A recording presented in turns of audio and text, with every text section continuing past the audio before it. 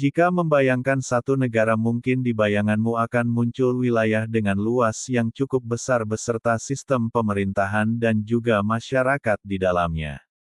Namun, nyatanya memang untuk luas wilayah pada setiap negara akan cenderung berbeda-beda, sebab ada yang besar dan kecil sekalipun.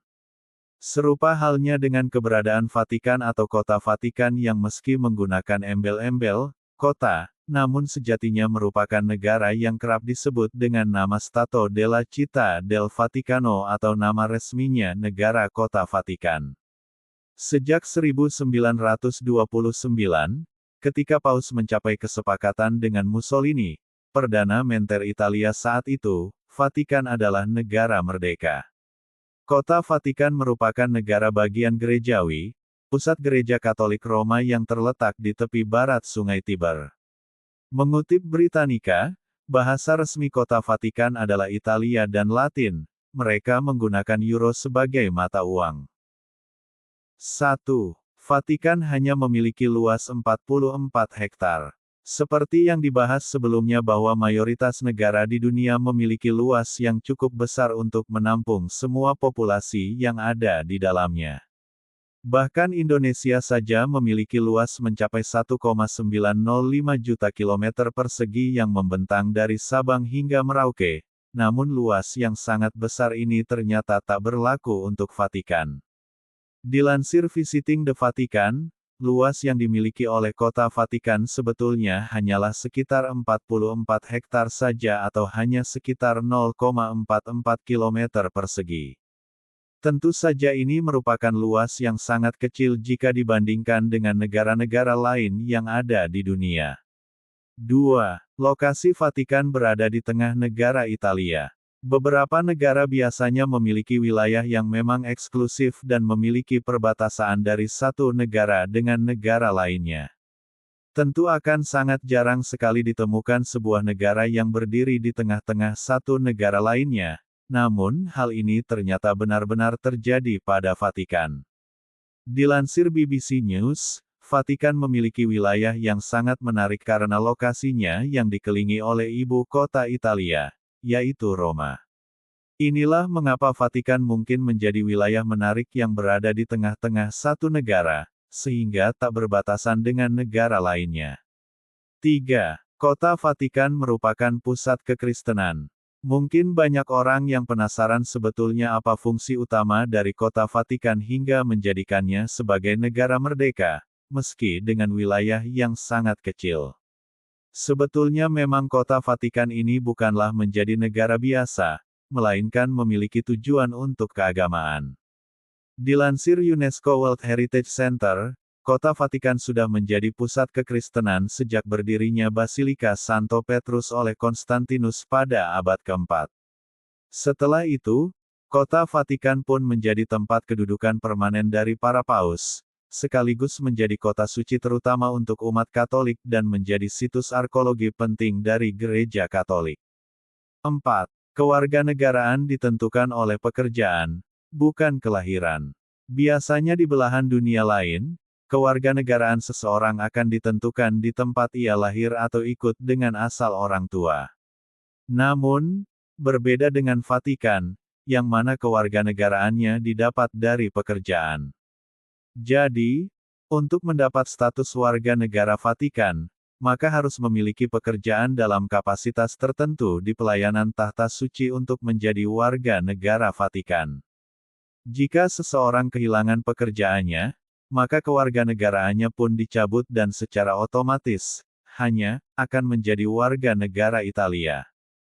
5. Kedaulatan dilaksanakan Paus. Selama periode dari abad ke-4 hingga 1870, Vatikan menguasai wilayah di sekitar Roma dan berfungsi sebagai ibu kota negara kepausan. Pada 1929, kedaulatan independen kota Vatikan diakui oleh pemerintah fasis Italia di Perjanjian Lateran. Kedaulatan dilaksanakan oleh Paus pada pemilihannya sebagai Kepala Gereja Katolik Roma. Dia memiliki kekuasaan eksekutif, legislatif, dan yudikatif mutlak di dalam kota. Pada 1984, perombakan besar-besaran jabatan di Kuria Roma menghasilkan pendelegasian administrasi rutin kota Vatikan kepada Komisi 5 Kardinal yang ditunjuk oleh Paus yang dipimpin oleh Sekretariat Negara. Penduduk kota Vatikan, yang sebagian besar adalah para imam dan biarawati, juga termasuk beberapa ratus orang awam yang terlibat dalam pekerjaan kesekretariatan, rumah tangga, perdagangan, dan pelayanan. 6. Kota Vatikan tak memiliki pajak penghasilan. Hampir sebagian besar negara mungkin memberlakukan sistem pajak untuk masyarakatnya, sehingga bisa membantu pertumbuhan negara dengan lebih baik. Namun, sebagai negara istimewa ternyata kota Vatikan tidak memberlakukan adanya pajak penghasilan, sehingga bisa dikatakan bebas pajak. Dilansir Vatican City Tooth, kota Vatikan memang tidak memiliki pajak, tidak memiliki batasan impor-ekspor, dan tidak ada biaya bea cukai. Namun, Vatikan bisa bertahan secara finansial karena memang memperoleh pendapatan sumbangan sukarela dari lebih 1 miliar umat Katolik Roma di seluruh dunia, serta melalui bunga atas investasi dan penjualan perangko, koin, hingga publikasi yang sudah dimulai sejak 1980-an. 7. Hampir 5 juta turis datang ke Vatikan. Kota Vatikan memang menjadi tempat yang sangat ideal untuk dijadikan sebagai lokasi berlibur karena memang menjadi kota suci untuk banyak umat Katolik dari seluruh dunia. Tidak heran rasanya apabila para turis pun jadi turut berbondong-bondong untuk datang ke Vatikan. Dilansir The Vatican Tickets, kunjungan ke Vatikan bahkan bisa hampir menyentuh angka 5 juta turis setiap tahunnya. Kota Vatikan memang menjadi tempat suci dan istimewa bagi semua umat Katolik Roma, sekaligus menjadi pusat kristenisasi di dunia. Tidak heran jika memang negara yang satu ini tampak berbeda dan memiliki hal menarik jika dibandingkan dengan negara lain. 8. Wisata bangunan kuno. Di balik tembok Vatikan cukup banyak atraksi untuk membuat para turis sibuk berkeliling selama beberapa hari. Tempat yang harus dilihat yaitu Basilika Santo Petrus dan Kapel Sistina. Istana Vatikan berisi kamar-kamar megah yang dihias para seniman-seniman terbesar di zaman mereka, serta koleksi berharga di lebih dari selusin museum. Bangunan yang paling mengesankan adalah Basilika Santo Petrus, dibangun pada abad ke-4 dan renovasi kembali pada abad ke-16.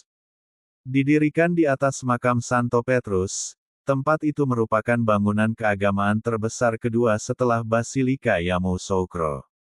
Selain museum utama, koleksi yang lebih kecil akan menarik minat khusus seperti patung kuno Museum of Secular Art, Museum of Sacred Arts menemukan dari katakombe dan gereja-gereja Kristen awal. Selain itu terdapat koleksi lebih dari 800 karya seni religius modern oleh Matisse, Dali, Munch, dan Rouault. 9.